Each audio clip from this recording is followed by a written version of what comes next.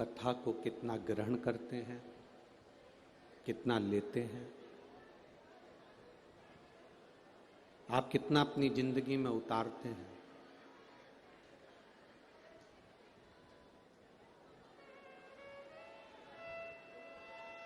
तिरुपति बाबा के दर्शन करें आप लोगों ने, वेंकटलाल के दर्शन करें, तिरुपति नाथ जी के।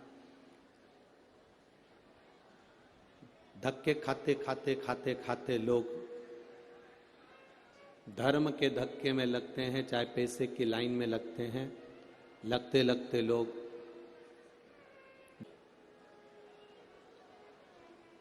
अब वेंकटेश भगवान के सामने जब पहुंचते हैं, इतना सोना, हीरा, रतन, आभूषण इतने रहते हैं और पीछे से धक्का लगाने वाले ऐसे रहते हैं कि आपको धक्का लगा के बाहर निकाल देते हैं।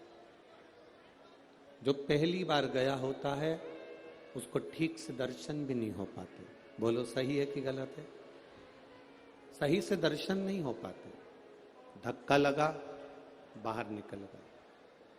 बाद में जाकर पछतावा हुआ कि मैं इतनी दूर आया, 1000 रुपये का टिकट करवाया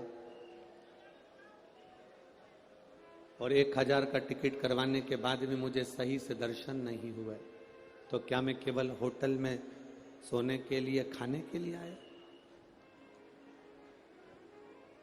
जैसे वेंकटेश भगवान का, तिरुपति जी का, श्री जी बाबा नाथद्वारे वाले का, मेरे बिहारी जी का दर्शन करने के लिए गर्दी बहुत होती है। लोग बोलेंगे भी बहुत, चिल्लाएंगे भी बहुत, धक्का भी मारेंगे, पर उस बीच में आपको वेंकटेश भगवान के मुखाग्रविंद का दर्शन कर कर अपनी जिंदगी को सिद्ध करना होता है।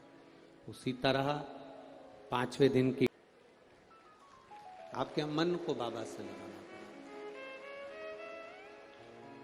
आपको एक बात मालूम है, व्रत करते हो ना, तो उस व्रत में गुस्सा कौन दिलाता है?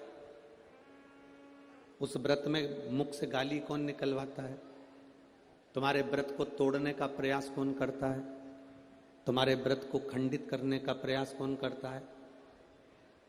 जिस देवता का तुम व्रत करते हो वही देवता आपके व्रत को पूरा नहीं होने देता। कारण, अगर व्रत पूरा हो गया तो देवता को प्रकट होना पड़ेगा और प्रकट होकर उसको वर देना पड़ेगा। इसलिए देवता कहते हैं कि अगर व्रत में थोड़ी सी अड़चन होगी तो इसका व्रत पूर्ण नहीं होगा, पूर्ण नहीं होगा तो मुझे जाना नहीं पड़ेगा। मेरे बाबा का ये पावन शिव महापुराण की कथा कहती है कि 5वें दिन की जो कथा होती है या 7वें दिन की जो कथा होती है, जो दिल से सुनने वाले होते हैं, बाबा को उनके घर जाना ही पड़ता है और कल्याण। कोई तुमसे कह दे कि तुम कैलाश पर जाकर बैठ जाओ बाबा को प्राप्त करने के लिए, गंगा जी के घाट पर जाकर बैठ जाओ बाबा को प्राप्त करने के लिए, तो तुम हाथ जोड़कर कह देना, ना मैं कैलाश जाऊं, ना मैं गंगा के घाट जाऊं। शिव महापुराण की कथा कहती है, संत बनना सरल है। जितना संतों को भगवान नहीं मिले, जितना साधुओं को भगवान नहीं मिले, जितना तपस्वियों को भगवान नहीं मिले, जितना त्यागियों को भगवान नहीं मिले, उतना उतना भगवान गृहस्थी को मिला है। रामकृष्ण परमहंस जी गृहस्थी थे, संत तुकाराम जी गृहस्थी थे, नामदेव जी गृहस्थी थे, मीराबाई गृहस्थी थे, कर्माबाई, मीराबाई, नामदेव जी, तुकाराम जी, मुक्ताबाई, ये जितने जितने संत हुए हैं, जितने जितने संत भारत की भूमि पर आप स्मरण करिए, जितने साधु, जितने सन्यासी, जितने तपस्वी, जितने साधक, जितने उपासक, इनको परमात्मा को मिलने में देरी हो गई पर जो घर में रहकर भगवान को दिल से मना लिया, मेरा मुरली मनोहर, मेरा शंकर, मेरा कृष्ण, मेरा हरि विठ्ठल उसके सामने आ गया।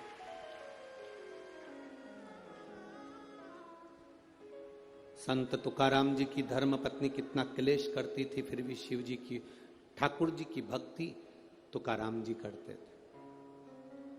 नामदेव जी को कितना कितना कहा गया तो भी नामदेव जी भगवान की भक्ति करते थे।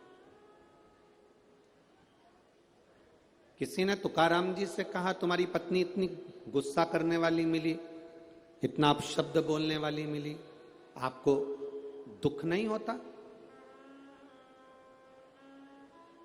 आपकी पत्नी इतना क्रोध करने वाली मिली, आपको दुख नहीं होता? संत तुकाराम जी ने कहा, इसमें दुख करने की बात नहीं, इसमें प्रसन्न होने की बात है कि कम से कम मेरी पत्नी गाली देती है, अपशब्द कहती है, ताना देती है, तो मेरा मन पत्नी से हटकर परमात्मा में चला जाता है। इससे बढ़कर सौभाग्य और क्या हो सकता है? इससे बढ़कर सुख और क्या हो सकता है? शिव महापुराण की कथा कहती है, जब कोई ताना देता है, जब कोई अपशब्द कहता है, जब कोई गाली देता है, जब कोई आड़े तेड़े शब्दों से संबोधित करता है, जब कोई हमको अपशब्द कहता है, गाली देता है, ताने देता है, उस समय पर हमारा दिल, हमारा हृदय, हमारा चित्त, हमारा मन उधर से हटकर परमात्मा की ओर चला जाता है, भगवान को प्राप्त करने की ओर चला जाता है। और कभी कभी जिंदगी में ऐसा भी समय आता है कि व्यक्ति अपने चक्कर में, अपने परिवार के सुख के लिए, अपने सुख के लिए, पत्नी, बच्चे, कुटुंब, परिवार के सुख के लिए, माता पिता, भाई बहन के सुख के लिए अपनी जिंदगी को भी नष्ट कर देता है। एक कथा आती है शिव महापुराण के अंदर संजीवनी मंत्र की।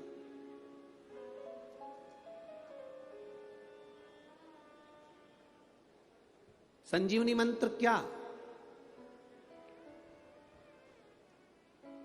किसी के कान में अगर बोल दिया जाए तो वो मरता हुआ भी, मरा हुआ भी जीवित हो सकता है। वो संजीवनी मंत्र महादेव के पास में है। वो किसी देवता के पास में नहीं, केवल एक देवाधिदेव महादेव के पास वो मंत्र है कि महादेव मरे हुए के कान में भी मंत्र बोल दें तो वो जीवित हो जाता है। आज भी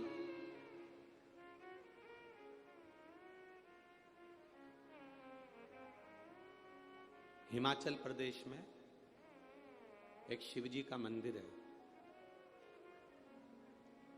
कभी, अब उसका स्मरण हमें, नाम तो हमें स्मरण में नहीं आ रहा है, पर अगर आप लोग नेट पे सर्च करेंगे तो वो आ सकता है। उसका वर्णन स्कंद पुराण में भी है, लिंग महापुराण में भी उसका वर्णन आता है।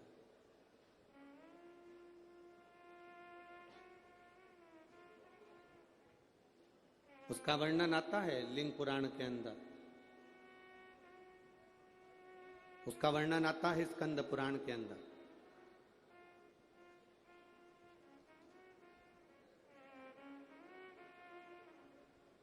लिंग पुराण में, स्कंद पुराण में इसका विशेष वर्णन आता है। विशेष, शायद दुनिया का पहला ऐसा मंदिर होगा जिस मंदिर के सामने से, भगवान शिव के सामने से मुर्दे को भी अगर लेकर जाते हैं तो उसके शरीर में कंपन होने लगता है। उसको अगर आप कभी नेट पे सर्च करेंगे, यदि आप स्कंद पुराण में पढ़ेंगे या लिंग पुराण में पढ़ेंगे तो उसका वर्णन पूरा मिलेगा आपको, उसका पूरा वर्णन आपको प्राप्त होगा, संपूर्ण वर्णन मिल सकता है। संजीवनी मंत्र एक ऐसा मंत्र है, संजीवनी मंत्र एक ऐसा मंत्र है जिस मंत्र को 33 कोटि देवताओं के पास में भी वो मंत्र नहीं है। किसी के पास वो मंत्र नहीं। वो मंत्र अगर है तो केवल मेरे देव अधिदेव महादेव के पास, उसके सिवाय किसी के पास वो मंत्र नहीं। इसीलिए हमारे यहां बार बार कहा जाता है, अकाल मृत्यु वो मरे जो काम करे चंडाल का, और काल उसका क्या बिगाड़े जो भक्त हो महा। जो शिव की आराधना करने वाला होता है, जो शंकर की भक्ति में डूबने वाला होता है, जो शिव तत्व को प्राप्त करने वाला होता है, जो शंकर के गुणगान में डूबा हुआ होता है, उसके सम्मुख में काल नहीं आ पाता। शंभु शरणे पड़ी मांगू घड़ी रे घड़ी, दुख काटो दया करी ने दर्शन आपो। शंभु शरणे पड़ी मांगू घड़ी रे घड़ी, दुख काटो दया करी ने दर्शन। शिव महापुराण की कथा कहती है 33 कोटि देवता इस संजीवनी मंत्र को पाना चाहते हैं। 33 कोटि देवता इस संजीवनी मंत्र को लेना चाहते हैं। अब कौन होगा ऐसा संसार में जिसको संजीवनी मंत्र नहीं चाहिए? कौन होगा ऐसा?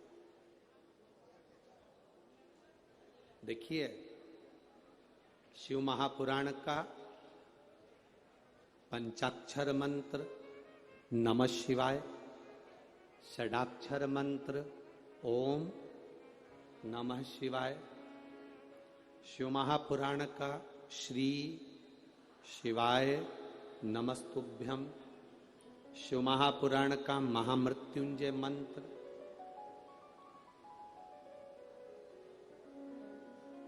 शिव महापुराण की कथा कहती है शंकर के जितने मंत्र हैं, शिव के जितने मंत्र हैं,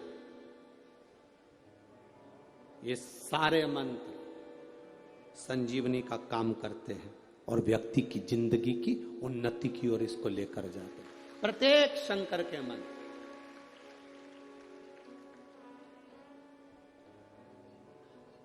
शिव का एक भी मंत्र कमजोर नहीं है, शंकर का एक भी मंत्र खाली नहीं जाता।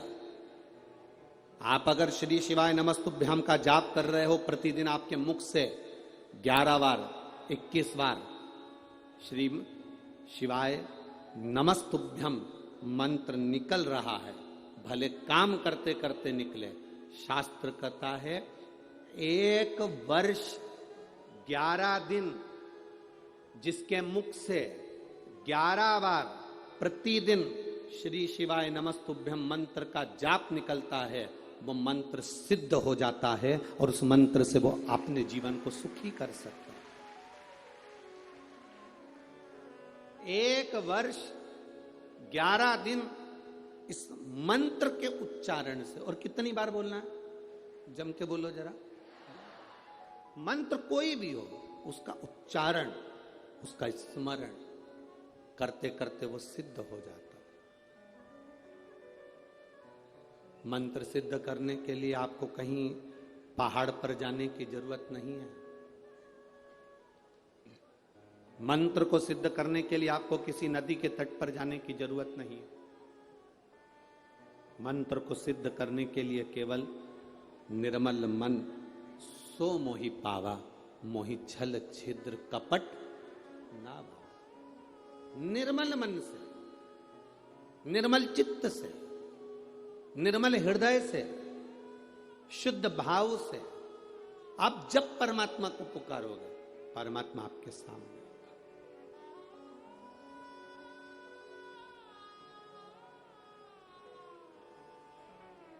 श्री शिवाय नमस्तु। श्री शिवाय नमस्तु। आप जप रहे हैं, स्मरण कर रहे हैं, सिद्ध होता है।